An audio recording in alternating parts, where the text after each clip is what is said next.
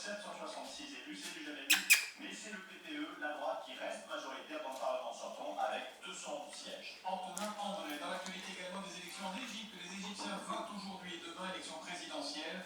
Grandissime favori de l'ancien chef de l'armée, le maréchal Al-Sisi, il est présenté comme le garant du retour au calme dans le pays. Et puis la traque du tueur du musée juif de Bruxelles se poursuit. La police a mis en ligne 3 extraits de vidéos de caméras de surveillance, vidéos sur lesquelles on voit le tueur, les vidéos que vous retrouvez sur notre site europa.fr.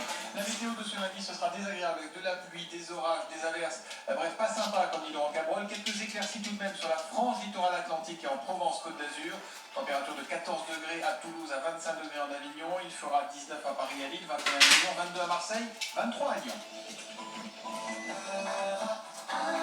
Europe 1, 7h44. Avec 2 autres femmes, Michelle Knight a vécu enfermée pendant 10 ans dans la maison d'Ariel Castro à Cleveland, aux États-Unis, victime des coups et des viols de son bourreau.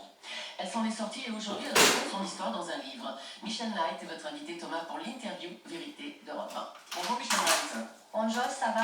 Moi ça va, mais c'est à vous que je pose la question.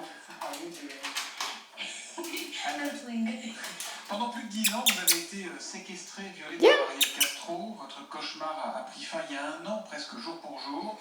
On va revenir sur ce que vous avez vécu, mais d'abord, vous êtes à Paris, c'est la première fois, vous êtes libre. Comment allez-vous, Michelle Knight?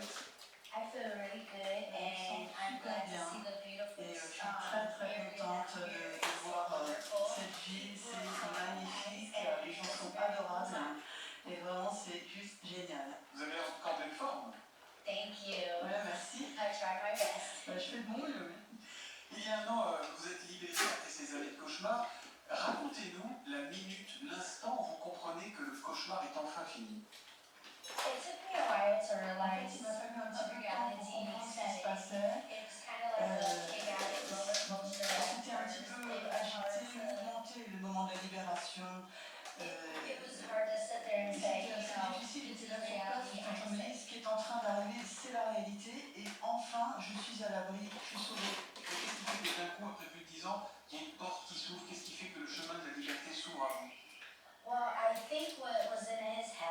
Voilà ce qui s'est passé dans sa tête à lui. Il commençait à être débordé, il n'arrivait plus à payer ses factures.